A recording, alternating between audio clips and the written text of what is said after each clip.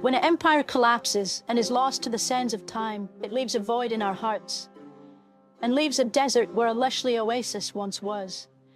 And it leaves the ruins of the bustling bazaar to be inhabited by monkeys who don't understand finances, who will merely eat all the bananas before sleeping on the dirt. But the human spirit is indomitable, and when great men see holes, they're overcome with an insatiable desire to fill those holes. After the collapse of the great Somalians, Africa was returned to a grass-age state, ripe to be taken, and the pale skins of Europe were eager to get in her weeds. The race for Africa was on. There was a man to the north who saw the lushly oasis in the hole behind it, and couldn't help but imagine himself within it. And delicious imagination would soon reap actions that would change the world forever. This is the story of that man. This is Uncovering Lost Beauty, KeatoKenzzar, and the Persian Gift.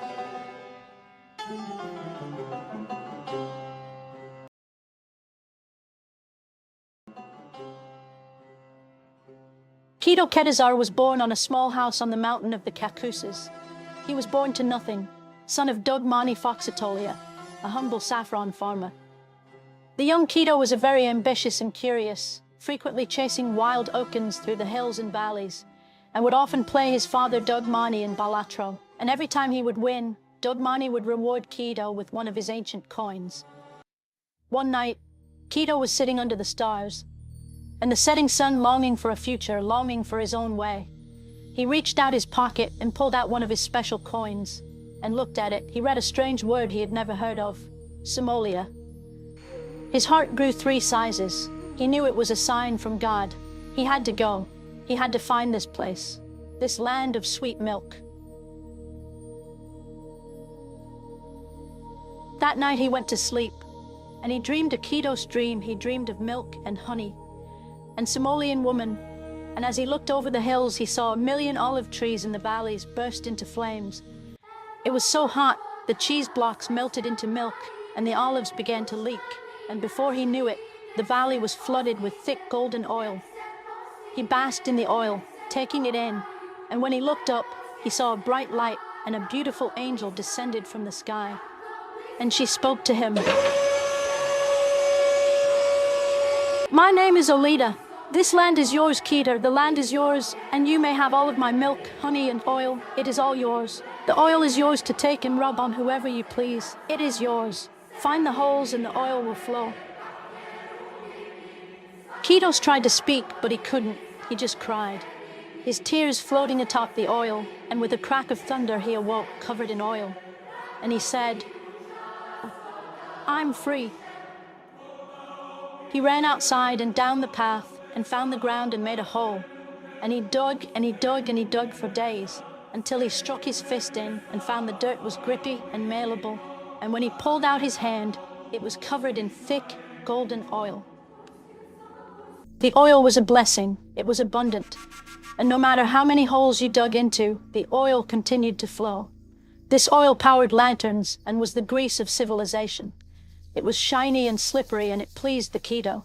By the time he reached his early 20s, KeatoKenzzar was named, admired, and recognized as far away as ancient China. Ancient Persia had grown very quickly into an international hub of trade, commerce, and art and science. Keatos was not a greedy man. In fact, his generosity was so that it was told he would frequently throw his own gold into the streets, and would frequently bless women of all kinds by rubbing them in oil. His empire was powerful, and he could have stopped there, but he still felt the hole, and he felt a hole in the south calling to him, a land he had heard of in his youth, a land that sent him on his quest, Somalia. KeatoKenzzar ordered his men to bring out the brass, and as a fanfare played, he addressed his people. In very few words, he declared his mission openly. "Let it be known, we are taking the Nile."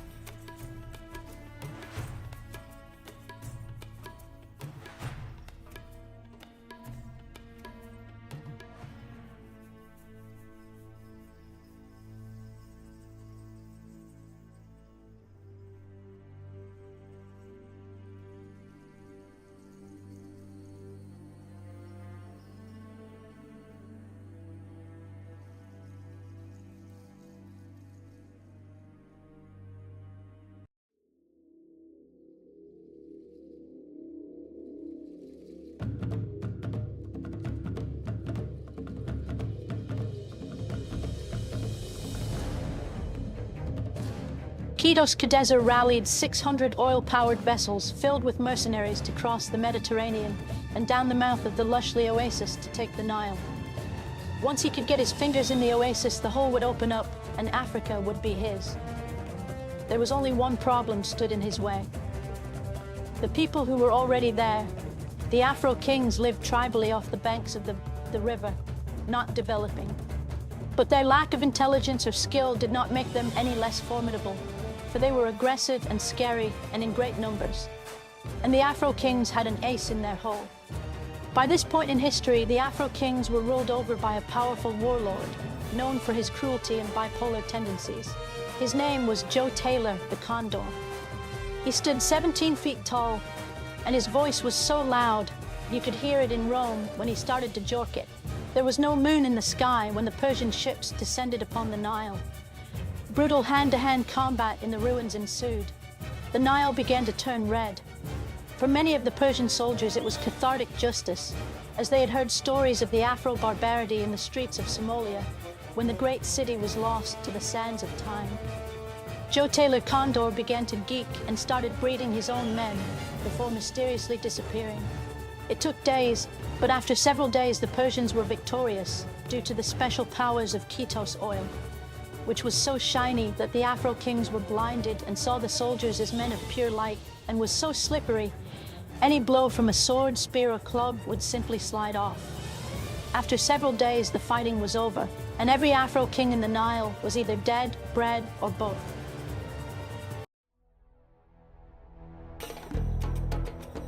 The Persians had their fingers firmly inside the lushly oasis, and soon all of Africa would open herself up for conquest. But Keatos knew the time was not for celebration, for there was still work to be done. Keatos brought in all of the greatest Persian scholars who began to research and catalog ancient Somalian technology. It was discovered the ancient Somalians had a strange power, computers that could mold adobe, make reality in its image. If Keatos could learn and harness this power, there would be little separating him from a god, and he could personally fill every hole in the world. But how did the Somalians mold such adobe? Keatos pondered this question as he walked through the streets of Somalitolia in the night, when he came across a humble man in a white robe. "Identify yourself," Keatos proclaimed. "I am the humble poet, Elysius." "Give me a poem." Keatos read it. "I am clean, I am free, thick and juicy like peanut butter. I run freely through the streets naked, searching for boys to grab. For if the heart is squeezed hard enough, the love will fall from the red ripe skin like fig juice, and with the taste of love I win." Keatos began to cry for the second time in his life. He had never been spoken to so beautifully before.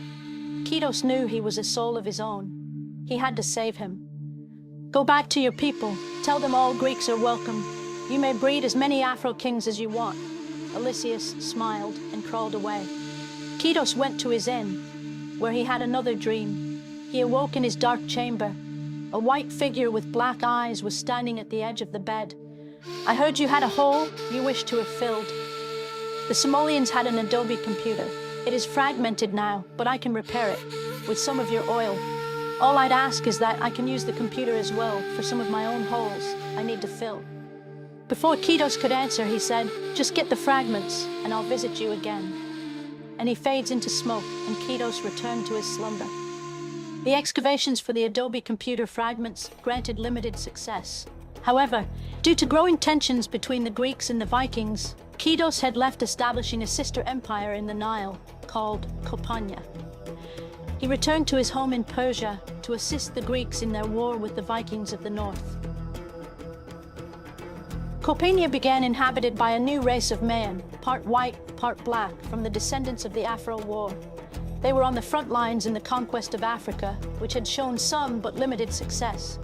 They had many monarchs of their own. But by a happenstance incident, a woman took the throne. Her name was Queen Cleopatra. And like KeatoKenzzar in the East, she herself had strong ambitions to make reality into her own vision. She herself was educated in the sciences and education of the time. And unbeknownst to Keatos, she had the last fragments. But she knew the kind of power she had, and she knew Keatos would never grant her the adobe fragments. So she schemed and she plotted and she came up with a plan to get the fragments. And she knew just how to do it. KeatoKenzzar was told to arise, for the Princess of Kopanya had a show to put on for him. He went to the docks and was greeted with quite the fanfare. Rodents on strings pulled a boat down a river littered in rose petals, and atop the raft as a well-dressed Florispatra covered completely in the Olita oils. When Keatos saw the display from his balcony, he was very pleased. She approached him and spoke in the Keatos way, that is to say, few words, and said to him, "All of this oil of yours, I have. It is not enough. I need more." Keatos smiled, and he said, "I have plenty." And they were married later that afternoon. Florispatra was now the queen of Persia, and she lived with Keatos in his golden palace, slowly cooking the goose so she could eat it, buttering up the goose while looking for the fragments of the Adobe computer so she could make her dreams reality. However, in all of her planning, she had forgot about one very important detail. Her absence from Kopanya was not unnoticed. In fact, it was a well-awaited opportunity for one. Jotele Condor. The Afro-King tribes had been retreating under Floripatra's military command. Her rage-baiting tactics proved effective against their primitive minds. However, now she was gone, and her commanders were rather clueless. An opportunity that was taken advantage of by Jotele.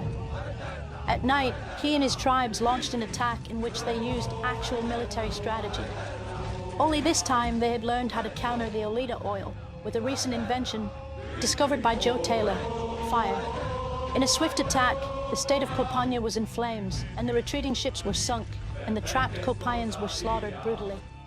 The Nile was now in control of Jotele, and Persia had no idea. On the fateful night in the palace, Florispatra felt conflicted.